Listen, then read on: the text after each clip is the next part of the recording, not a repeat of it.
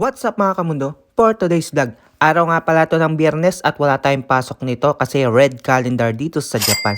Kaya naman tara, samahan nyo akong mag food trip na naman. Wow, food trip na naman dito sa Yomit Town. O yun mga kamundo, kasama nga natin si Tita Joy for today's vlog. Yun, binilan nga pala tayo ng ticket dito. Kaya naman, ariga thanks Tita Joy. Yun, meron nga palang ginaganap ngayon dito na Ramen Expo dito sa Kudamatsu, Yomit Town mga kamundo.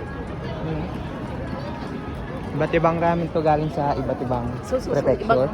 Oo. Mayroong Iba't Hokkaido, ibang mayroong prefecture. Tokyo. At yun nga mga kamundo, no, iba't ibang ramen nga pala na sikat to mula sa iba't ibang prefecture tulad na lang ng mga Tokyo, Hokkaido at Kyoto mga kamundo. Kaya naman tara, samahan nyo kaming kumain dito sa sikat na ramen ng Kyoto. Yun, dito nga tayo pumila for today's video.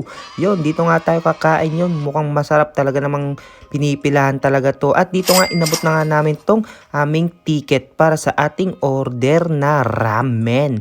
Yun, kung mag-a-add toppings ka nga dyan, magdadagdag ka lang dyan ng mga 200 yen. Yun, meron ka ng mga toppings na i-a-add. Kaya naman ito na ang ating ramen ng Kyoto. Kamusta?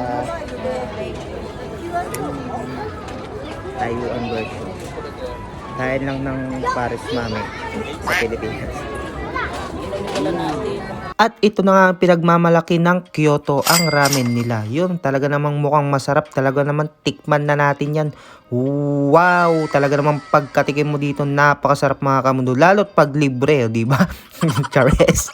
Iba talaga pag libre, talagang masarap. Pero honesty, napakasarap din ng ramen ng Kyoto. Kaya naman i-rate natin siya ng 7 out of 10 lang mga kamundo. Yan. Pero yun, medyo talagang di ko alam kung bitin lang kasi kakaunti ang serving. Pero yun, napakasarap din naman mga kamundo. Kaya naman binakbakan ko lang at binakbakan to. Yun, kung malapit ka nga lang dito sa Kudamatsu, magpunta ka na dito sa Ramen Expo dito sa Yomit Town mga kamundo. Yun, nagsimula nga pala sila ng March 19 at tapos matatapos sila ng March 23. Kaya naman may 2 araw pa kayo dito. 3 araw pa pala para magpunta at matikman ang iba't ibang ramen ng iba't ibang prefecture. Yun, dun nga palang bilihan ng ticket. At syempre, meron din palang murang inumin dito. Yun o, Yakoen lang. Meron ka ng Ocha mga kamundo, o diba?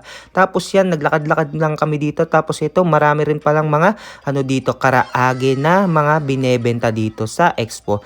At dito nga kami napunta sa Okinawan ice cream mga kamundo. Parang Okinam.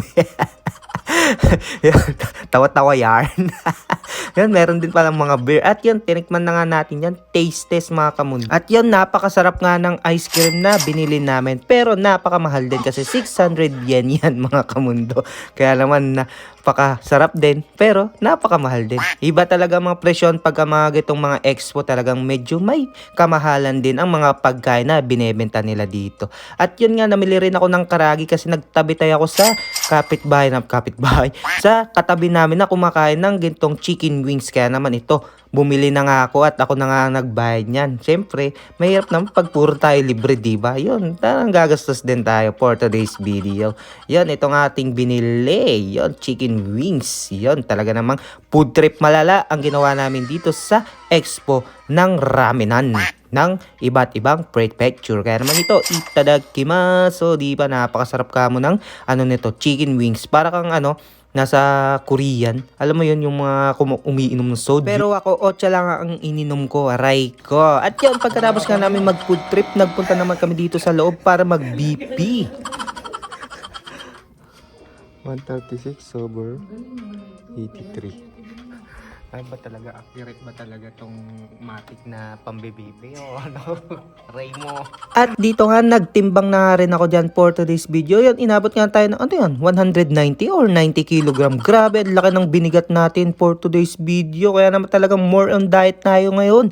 Talaga naman iwas-iwasan natin ang kumain ng marami. At napakaganda nga rin ng mga painting dito sa loob ng Hoken Center ng Kudamatsu mga kamundo. Yun kikita nyo naman napakagaganda.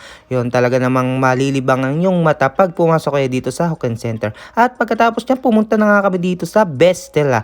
Yun, ice cream na naman ang ating kakanain. Yun, pero ice cream na healthy yan mga kamundo. Yung itim na sesame. Ito yung kaputsya. Ito, masarap. Top ng kabutsa.